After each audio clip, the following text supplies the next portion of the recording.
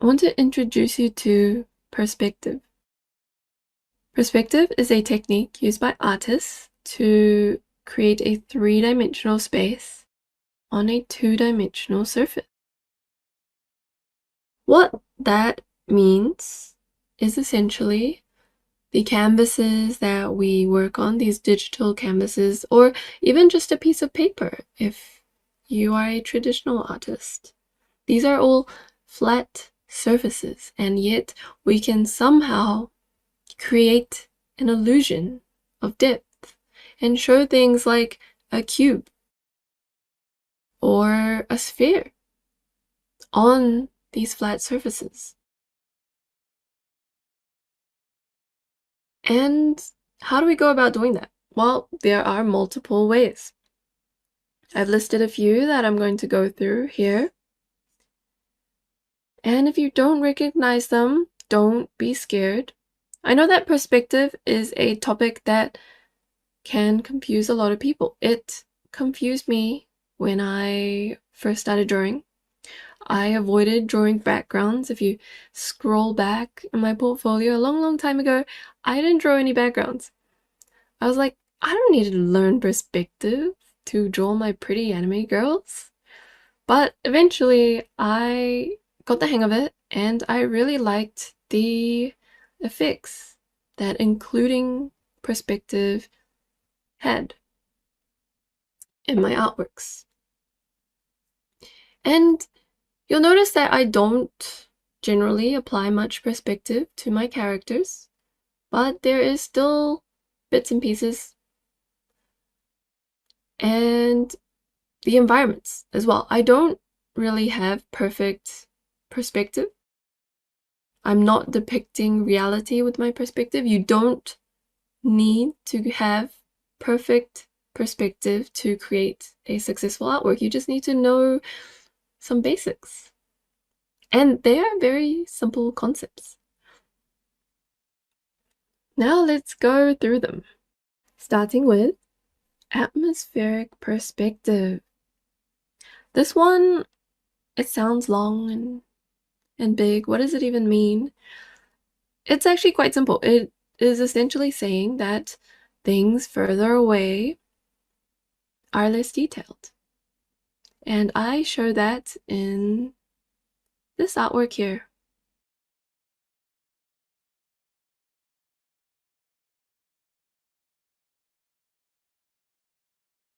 The shops in the background are way less detailed than the foreground. And by controlling the composition in this way, I managed to create this depth using atmospheric perspective. The detail here is telling the viewer that this part is way closer than this part.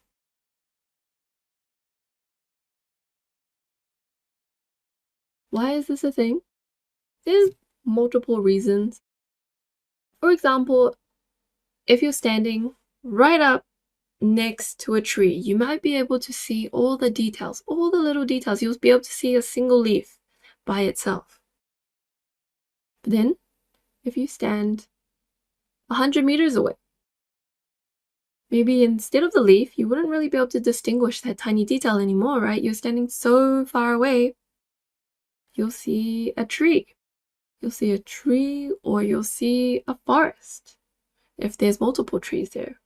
It might even be hard to distinguish one tree from another because you're standing so far away. That's essentially what it means. Either that, or, for example, natural elements like fog. Fog, or if you're short-sighted, if you can only see the things in front of you and things far away look blurry, then it's the same thing, same effect. Also, if you use a camera lens that can focus on things close up, then it will also blur the things in the background to create that sense of depth and focus. The next one is overlap. This one's really simple. It's essentially saying you put one object in front of another, then this one is closer to the viewer. And you can create like a whole train of objects, and this just becomes a little hierarchy showing you this object is most in front while this one is behind all of these objects. I'm sure just looking at these shapes, you'll be able to tell. Let me just draw them outside of this image. Even though this circle and this circle are roughly the same size, you, as the viewer, will think that this circle is in front of this circle because it has these shapes in between it, and these shapes are being overlapped by the circle in the front.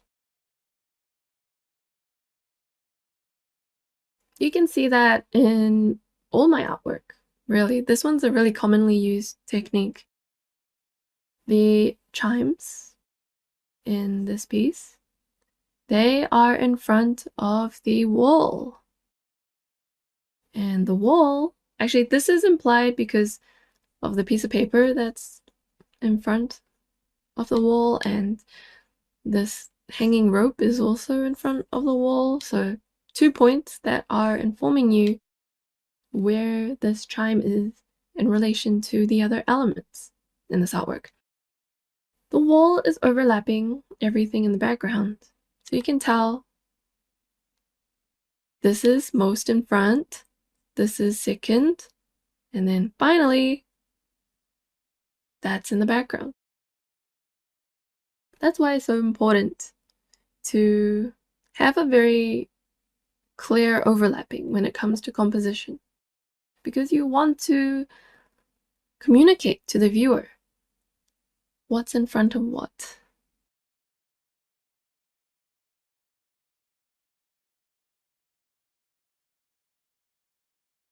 Even this piece, which doesn't really feel like it has much perspective, like if you think of perspective, you wouldn't really think of this artwork. It's a portrait, but this shape is in front of the face, and it's in front of the hand. So you can tell that the flowers are in the foreground. And then these flowers, you know they're in the background because the side of her head is overlapping them, and the body as well. Therefore, you also define the visual hierarchy in this image with this overlapping A, B, C. The next method is color and value. I'm going to let you guys try and spot which of these artworks best displays a sense of depth through the use of color and value. I'd say one of them definitely utilizes this method much more than the others.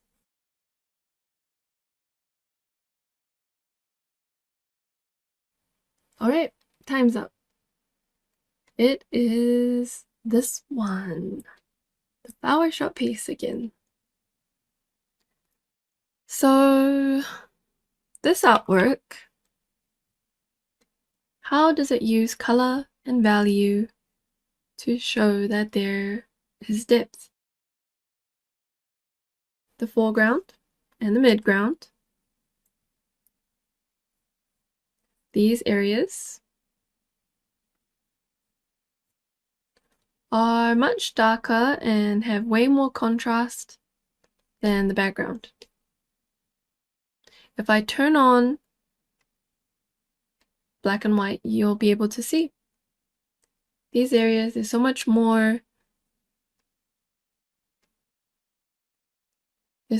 detail here, so much more contrast between the values compared to this area back here.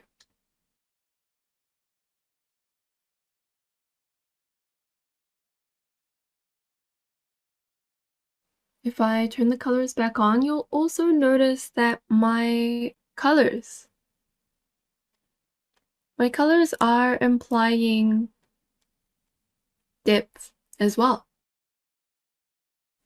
The colors in the background are slowly fading away,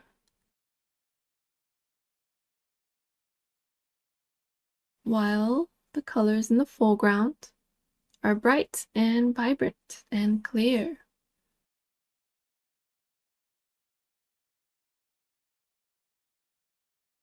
Finally, I've saved the probably the most commonly talked about one for last, linear perspective. And for this one, I'm going to need to clear up some space to draw some examples. I personally don't use linear perspective guidelines very often. I do draw scenes that display this concept, but when I show you what it is, there's a lot of guidelines going on. And when I'm drawing, while I keep the ideas of linear perspective in mind, I don't actually draw them out. So 1 point perspective. 1 point. It is just this idea that if you have a horizon, make it nice and sunny, and you have two parallel lines. So from a bird's eye view, it's just two parallel lines. For example, a road. If it's leading into the sunset and your car is, this is the view when you're driving, you see the road. You know that the road, the size of the road, the width, it doesn't actually change. And yet, when you look in front of you, and if you can see the horizon, you'll see that it feels like the two parallel sides of the road actually converge to a point. So 1 point perspective basically is a technique based on this idea that parallel lines will converge, will appear to be converging in the horizon. And you can use this to help you draw things like buildings. Let's say you want to put some buildings here. Just put two lines coming out from this point. This point is called the vanishing point.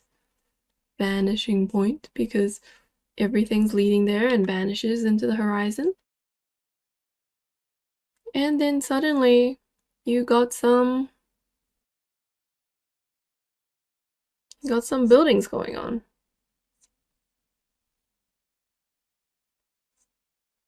Maybe you want a taller building. And these are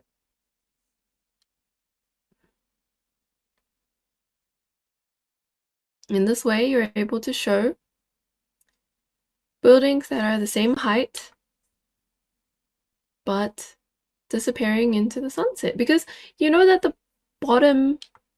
this bottom edge of the building, and let me use a different color, this bottom edge of the building and this top edge of the building, if it is just a building like this, you'll see that these lines are parallel, but because of this viewpoint, they're leading into the horizon, and therefore you can use this line to guide you on where to put the top of the building and where to put the bottom of the building, so that it makes sense. And if this is confusing to you, if you don't really understand what's going on, it is essentially trying to give you a guideline to work from based off the principle that things that are further away get smaller.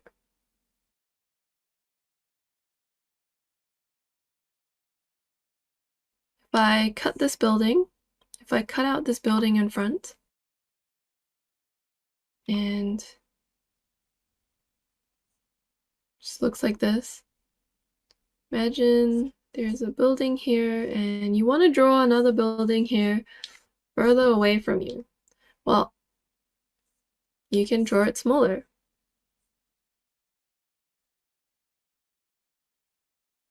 And someone can still recognize that these two buildings are the same size because these lines follow each other.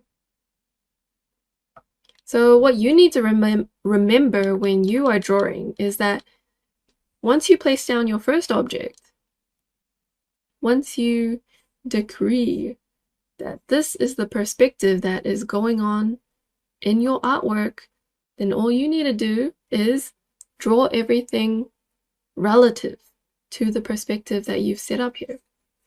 If you want to draw something in the distance that is the same size of this block, then you just need to follow this line down. This is the perspective you've provided. You need to follow it down, and then this line is going to depict a building of the same size.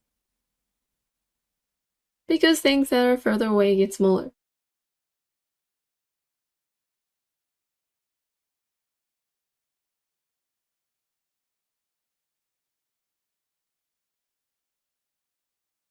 For 2-point linear perspective, it's essentially you still have a horizon, and instead now you're going to have 2 points of these lines, 2 vanishing points. And you can let these vanishing points help you draw something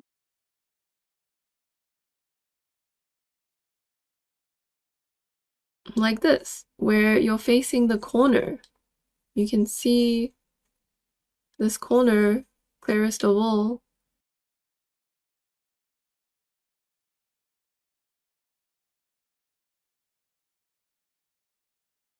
And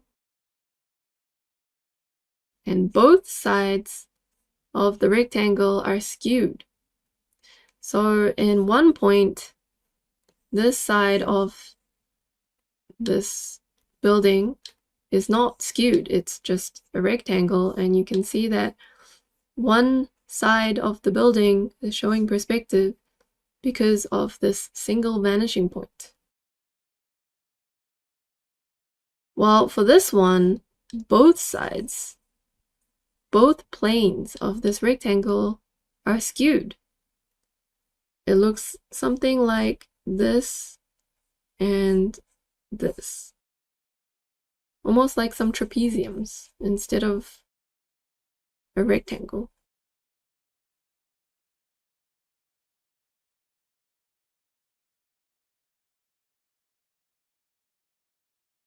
Finally, with 3-point perspective,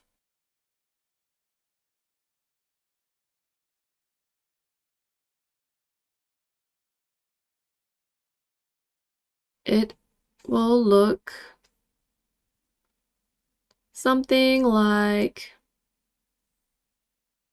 this. You can have the vanishing points. What I'm doing here is I'm putting the vanishing points outside the canvas, but you can also put them within the canvas if you want, like so. It just makes the perspective more exaggerated. So if I try to draw something similar, see what I mean?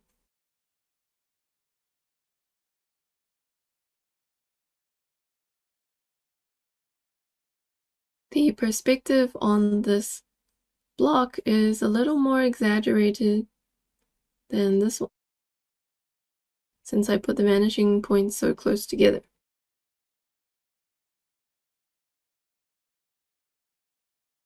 With 3-point, you have 1, 2, and then where does the third one come from? It comes from somewhere up here.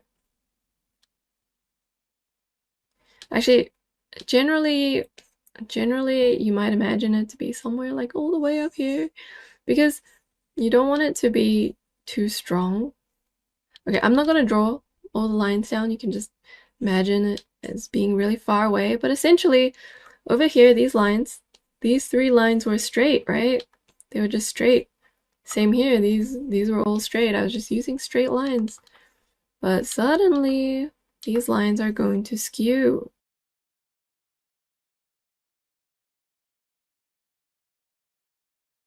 And now the effect you have will look something like this.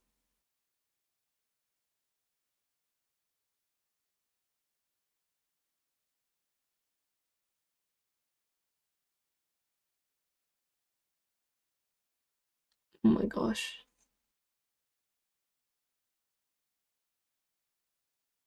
Where all the edges of this cube are now skewed.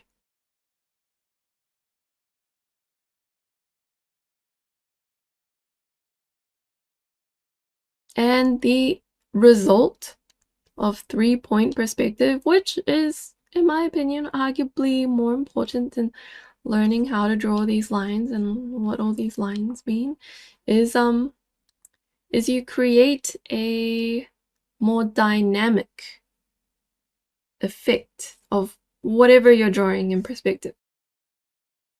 And the main things that you want to keep in mind if you want to have this dynamic effect in your artwork is that these vertical lines are going to turn slightly. So at one point, the vertical line will be straight, and then throughout the rest of your canvas, any line that is vertical is going to tilt slightly. That is how I like to think about it. So say you have I don't know, what stands up straight? A sign. Okay, a tree. So you have a tree, and another tree, and another tree. This is just 1-point perspective, but these trees are all on the same line, so they're just the same size. If you want to give them some energy, make this environment look a little more exciting, you can have them tilt a little bit. And I'm going to move this tree forward. And this tree, these two trees behind it. And have this one tilt inwards. And now you'll see that this is applying 3-point perspective, but I didn't draw any lines. I just thought about, I want to make these straight lines tilt a little bit. Anything that is completely vertical is now going to tilt towards wherever I want the straight line to be. And I moved the base of the trunks a little bit further. So I moved this one in the middle, I moved it forward towards the viewer. Before it was in line with the other trees. Now I've moved it slightly forward to give it this dynamic shape. And actually, if you break it down, this cube right here is this cube. It's the same cube.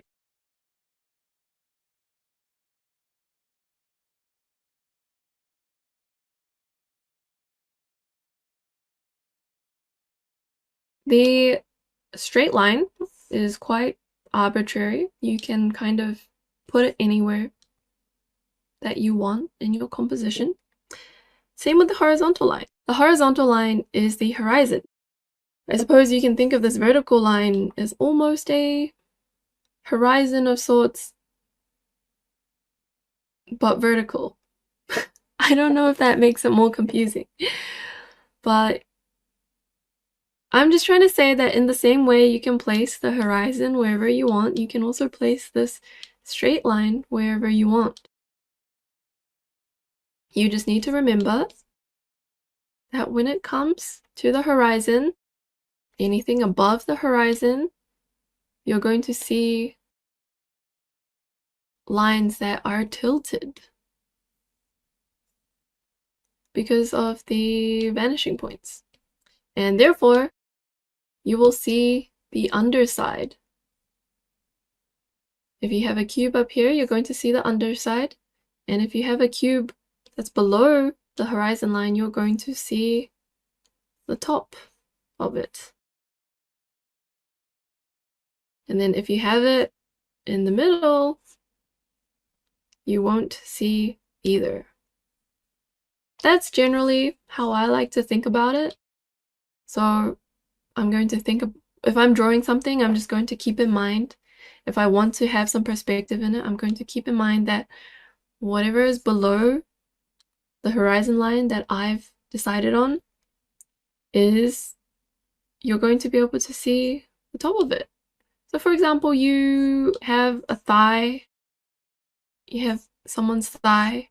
I don't know why I thought of a thigh first, but you have the thigh and you're wondering whether to draw the band like this, or like curved upwards, or curved downwards. Well, it all depends on where your horizon line is. And how do you really think of where to place the horizon line? Well, the horizon line is actually, it indicates where the viewer's eyesight is, which might make this whole thing make more sense. Whatever, if there's a viewer, I'm going to draw the scene, and let's say there's a box right here. So, and a box below the viewer, and a box above the viewer.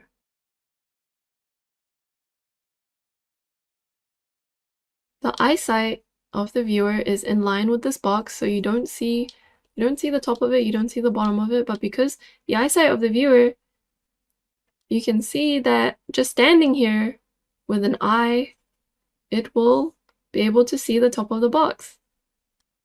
And it will be able to see the bottom of the box because of where the eye is, right? It just makes sense, which is why in this artwork, which is just the viewer's eyes, you'll know to draw this box with the underside showing, this box with the above side showing. And therefore, to decide where you want to put this, I don't know, this thigh ribbon, how you want to place it in perspective, well, it depends where the eye is. It depends where the viewer is in relation to this leg.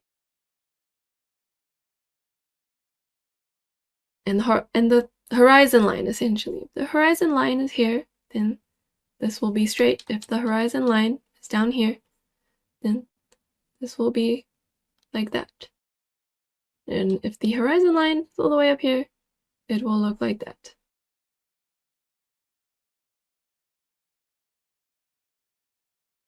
Okay, I hope that was not too confusing for you.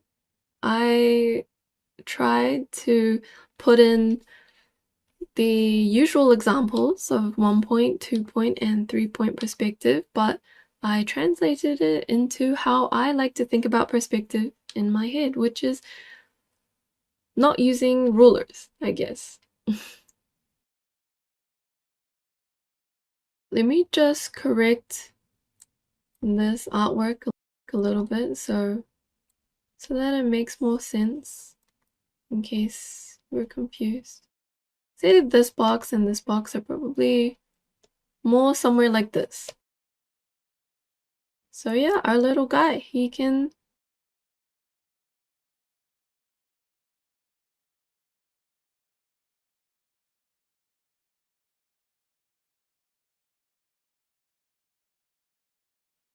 He can see the underside and he can see the bottom side and he can see this edge of the cube. I also want to switch back for a second.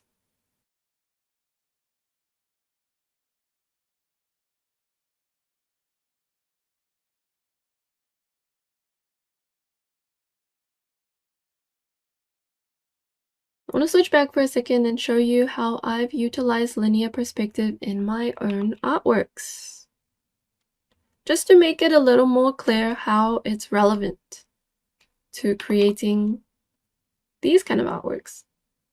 Because in the end, we're not drawing cubes, right? We're drawing whatever we want to draw, and people as well. So this one. This artwork probably has the most perspective, most intense perspective going on out of these four. The horizon line is probably something like this. And then you've got these lines coming down. And you can see it's 3-point because I've got my straight line here. And then these, the structure, the support for the ceiling, these beams, the ones next to them are slanted. They aren't straight. So it would be 2-point perspective if they were straight, but since they are slanted, it's 3 points because these 3 lines, they're going somewhere and they're going to a vanishing point that's far away in the distance. But when I drew this artwork, I didn't put these lines down. I put down the background first. The background was just a photo, so I was kind of borrowing the perspective of this photo where I was just looking down on a river. It was just me holding a camera.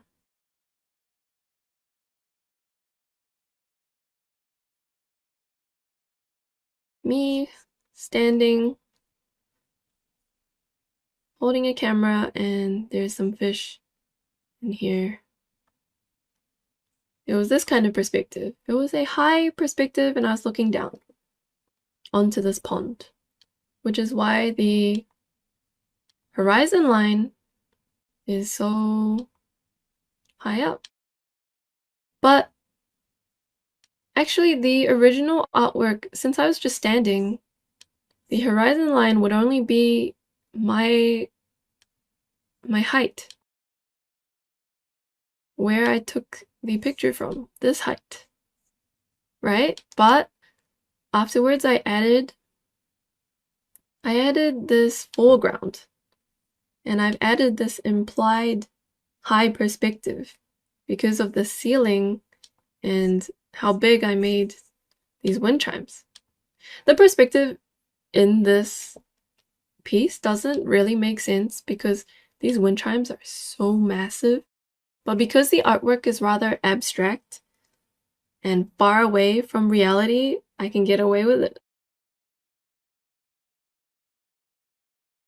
Same with this piece. This piece came with perspective because I used some photos that I took and the shop already had some perspective in it. And basically everything I drew, I just followed what was already there. And I don't need to draw like these long lines to be able to follow the perspective.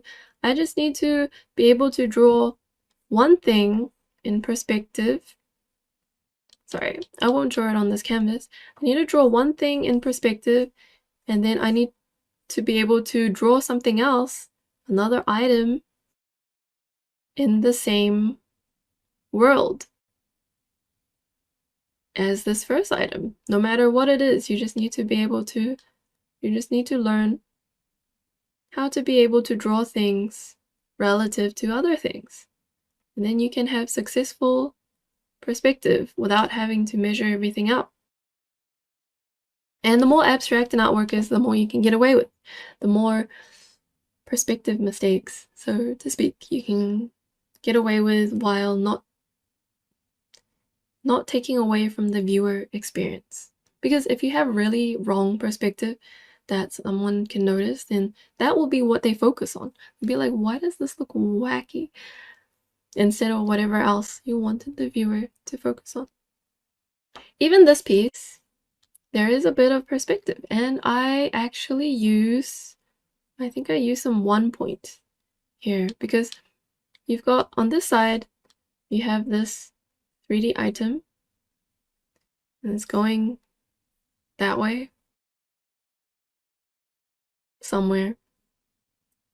And then on this side, it's going this way.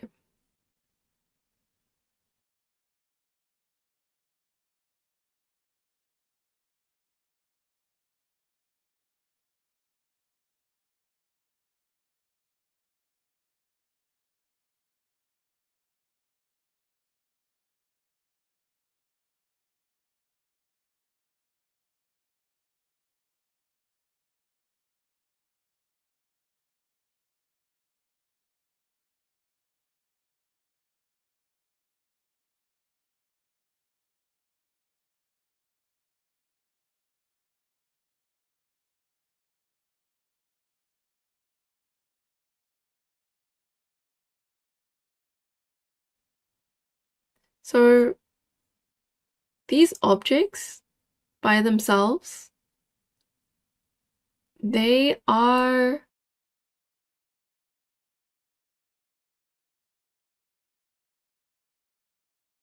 actually, this is 2-point perspective, because this item, this face, these lines are actually slightly slanted, so they will also meet somewhere at a vanishing point. And this will avoid, these lines will also meet at a vanishing point. But the perspective in this piece is not super strong. It is quite subtle. The main ways that I show it are through the fact that this leg is bigger than the rest of her body, to imply that her foot is quite close to the viewer or the camera. And then for these 3D objects, instead of drawing them in, instead of figuring out the perspective manually and drawing in all these straight lines, I use 3D models to save time and to still get the nice and clean effect that I wanted. I used some free 3D models from the Clip Studio Asset Store.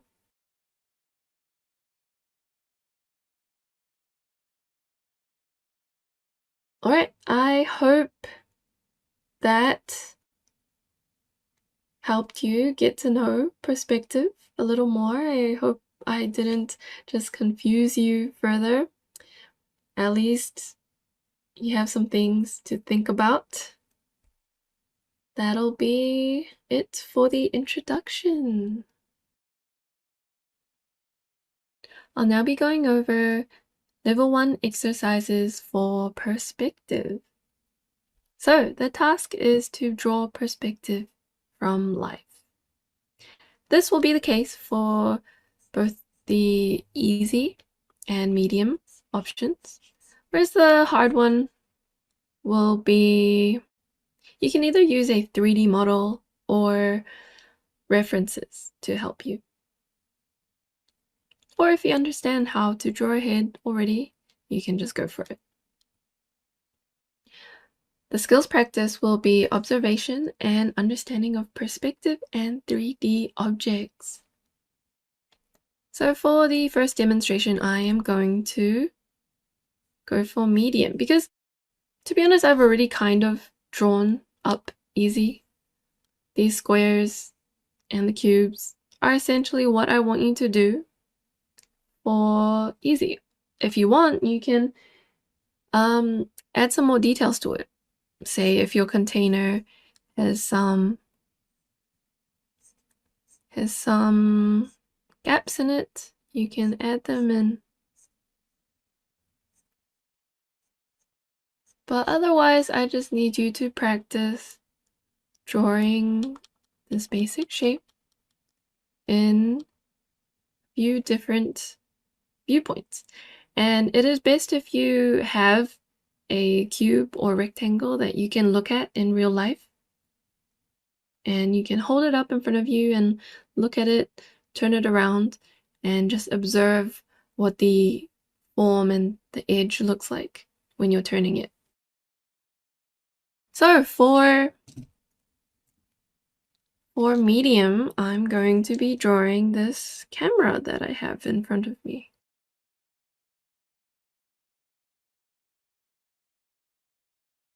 So the first side, it is rectangular.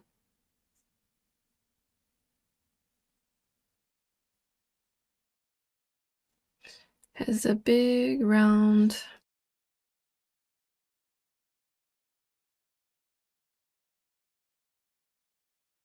circle for the lens.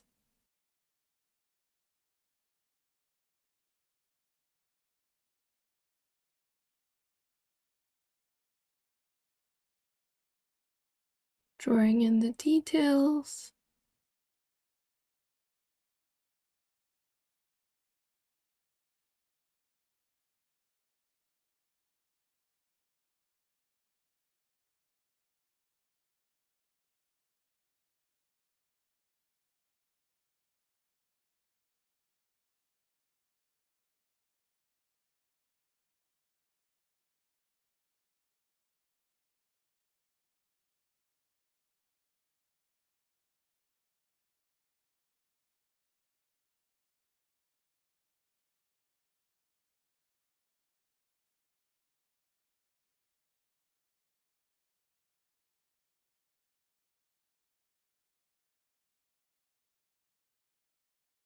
It looks something like this from the front view.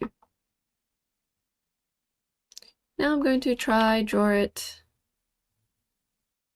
Let me add in a few more little details. Then I'm going to draw it from the side view.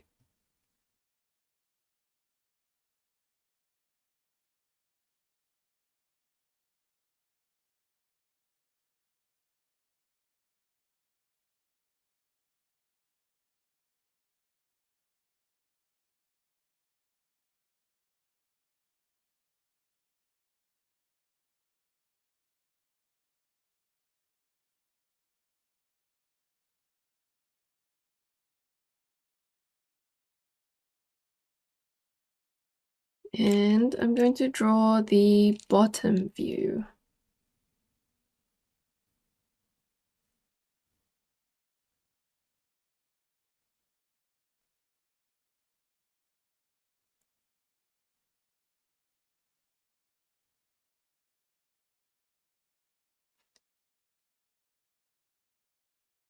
I want you to draw these viewpoints because they will be a lot easier than drawing in perspective. So it's a good warm-up and it helps you understand the object a little bit before we move on. You can also use it as a reference when we move on to the perspective part, because now that I have 3 points of view, this square essentially represents this viewpoint, and this square would represent, well, it would actually represent this viewpoint, the one on the back. But if I flip it, it'll represent this square. So do make sure that you know what side you're working with. I'm gonna flip this just so people don't get confused. I'll try and make this the same size as the first side.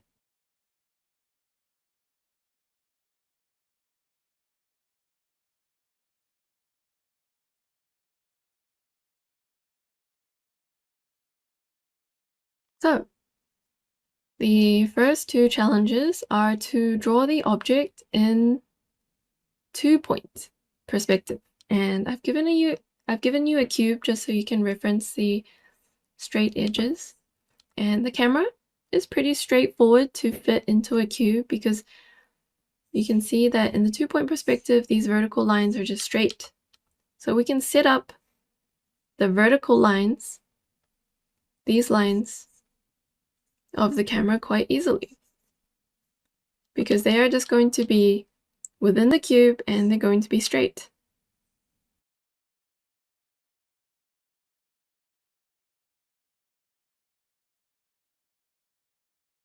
So if I'm going to draw this face, essentially what I need to think about is that all the lines going across here is going to be slightly angling down as you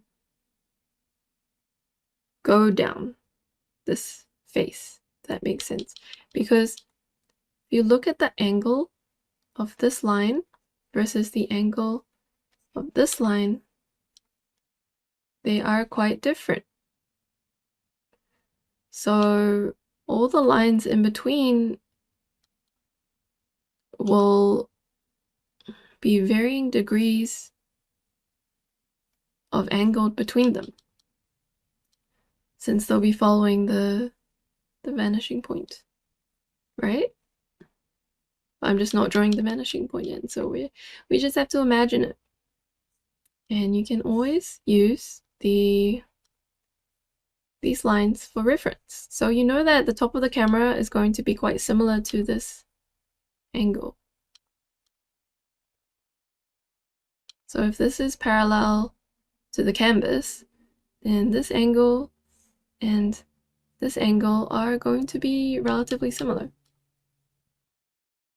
And then we know that this edge is going to be straight, and this edge is going to be more similar to this angle. If this is parallel to the canvas edge, then these angles are going to be similar, but not exactly the same. Then I'm going to draw and make it, I'm going to move this inwards a little bit so that it's more within the cube or the rectangular prism. And the same for this top line. We know that this angle and this angle are going to be similar. And I hope you guys know what I mean, like this angle versus this angle.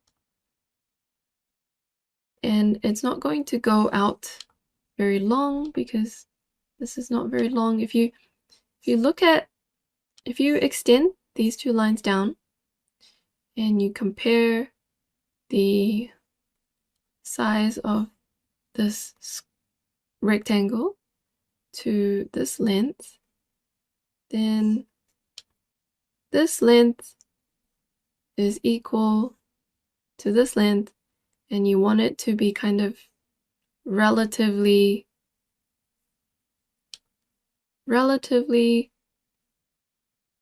similar, because we're making it so that this edge right here is this edge, and therefore this length will be this length. So this should help you visualize how far back to extend the depth of the camera just by observing that ratio. But you can also just guesstimate, you know, if you want it to be exact, you can observe this ratio, but you can also just go with, this looks about right, and just, you know, leave it at that. No one who is looking at this is really going to question, hey, that camera looks fatter than it should be. same for this bottom edge, just applying what I mentioned before. And now we have to draw 2 circles. So one circle is going to be representative of where this circle is in relation to the edge of the camera. It's going to be somewhere like this. Then you need to extend it out a little bit. So you need to draw another circle, but make it come out. And since it's a cylinder, you just join them together, but you want them to match the angles that already exist on the artwork. Then you can fix the circle a little bit as well. Because if you want to put like a cylinder into the space, you know that one face is circle, and then these edges, they still have to follow. They have to follow the same rules that I brought up before. The bottom angle should be similar, and this one needs to dip slightly so that it looks like it's coming from the same vanishing point as this. Then you just draw the other circle over there. But since it's a much smaller cylinder, it'll look something like this. Now I'm going to add in the details.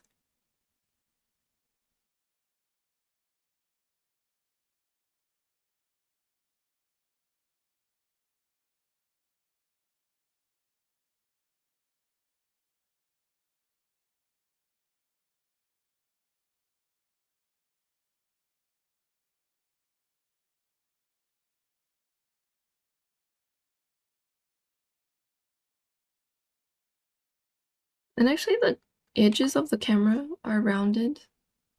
So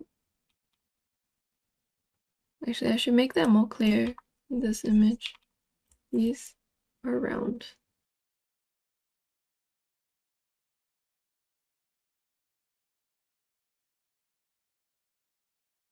And so I will know that the bottom face of this camera, that you can't actually see really because it's beneath the cube, I will make all the corners rounded, which is quite a subtle effect.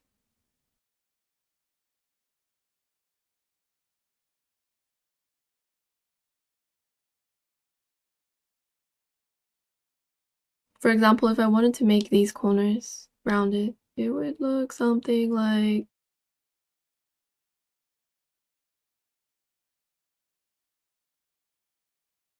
it's very subtle because of the angle. The angle is so close that you can't really tell it's rounded unless you had it at a higher angle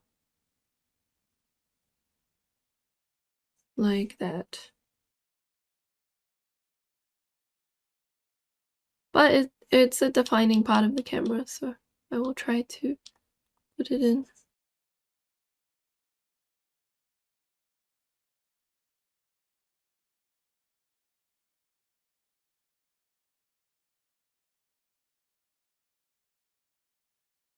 Now I'm going to look at my camera itself and try to fix up any details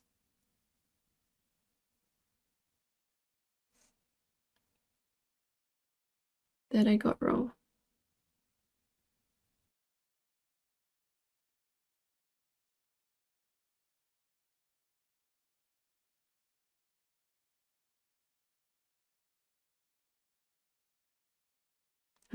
The lid is a little lower than what I drew.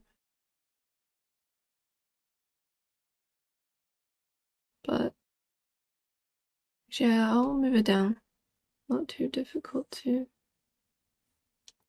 move it down a little bit.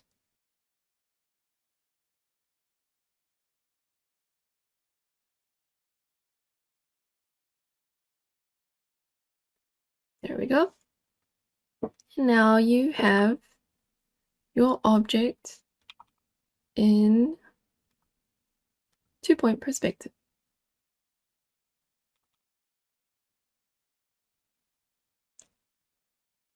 The next steps are to repeat this process, but with a 2-point perspective where you can see 3 faces and a 3-point perspective. So the only thing that really changes with 3-point perspective is that these vertical lines of the camera are now going to be coming outward.